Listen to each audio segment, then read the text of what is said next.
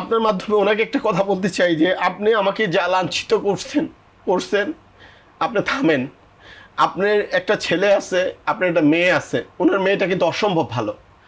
আপনি যে কাজগুলো করছেন, যে আপনি এই যে যারা আপনাকে বাবা হিসেবে মেনে নিয়েছে, এই যে যারা ওনার মামুনি, ওনার কথাই বলতেছি, মেয়েটা ভালো, মেয়েটা খুবই ট্যালেন্টেড এবং মেয়েটার আদব কায়দাও খুবই ভালো। আমি কেন ওনার এখান থেকে আমি চলে আসছি, সম্পর্ক নাই, এজন্য আমি ওনার বাচ্চা সম্পর্কে আমি মিথ্যা কথা কেন বলবো?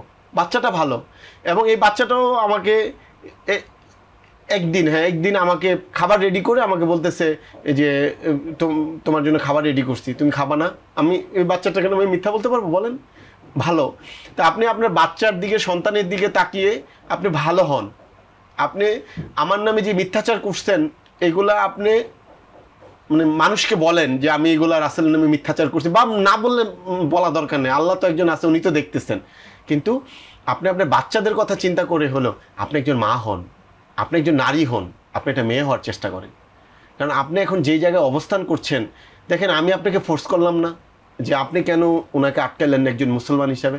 কত বড় সাহস আমার যে আপনার মতো একজন ব্যক্তিত্ব সম্পন্ন মানুষকে আমি এই কথা বলছি, কারণ এই সাহসটা উনি আমাকে তৈরি করে দিয়েছে, উনি পৃথিবীর মানুষকে তৈরি করে দিয়েছে।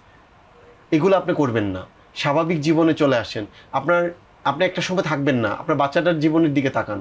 ওনারও তো একটা কিন্তু মেয়েটার বয়স কত আমি জানি না, ধরেন 10-12 যাই হোক, আর 3-4 বছর পর মেয়েটাকে বিয়ে দিতে হবে না? ওনার একটা সুন্দর সংসার আছে না? এই মেয়েটার সংসার, সুন্দর জীবনের কথা চিন্তা করে হলেও আপনি স্বাভাবিক জীবনে ফিরে আসেন। বিশ্বাস করেন আপনি স্বাভাবিক জীবনে নাই। এটাকে কোনো স্বাভাবিক জীবন বলে না, এটা কোনো নারীত্ব বলে না, এটা কোনো নারীর জীবন বলে না। একটা নারী, স্বাভাবিক নারী, একজন সিঙ্গেল মাদার, একজন মা যেভাবে সংসার করে, যেভাবে জীবনযাপন করে, সেটা আপনি ফলো করেন। প্রয়োজনে আপনি একজন ভালো মা, সবাই ভালো মা, একজন ভালো মায়ের পরামর্শ নেন আপনি। উনি কথায় কথায় বলে পরিমণির কথা, এটা আমি ওইভাবে যেতেই চাই না। মানে একজন ভালো মানুষের মানে সংস্পর্শে আপনি আসেন। এখনও আপনার, আমার মনে হয় যে আপনার সমাধান হওয়ার সুযোগ আছে। কারণ আমি আরেকটা ইন্টারভিউতে কিন্তু বলেছি, মানুষের 12টা মুশকিল 13টা আসান। আপনার 12টা দরজা যখন বন্ধ হয়ে যাবে, ধরেন এই রুমটার মধ্যে আমাকে আপনারা সবাই অ্যাটাক করে ফেলছেন, আমাকে মেরে ফেলবেন, একটা দরজা আমার খোলা, কোনটা? আল্লাহর দরজা। আপনি সেজদা দিয়ে আল্লাহর কাছে বলেন যে আল্লাহ আপনি আমাকে সুন্দর পথ দেখান, উনি অবশ্যই আপনাকে দেখান।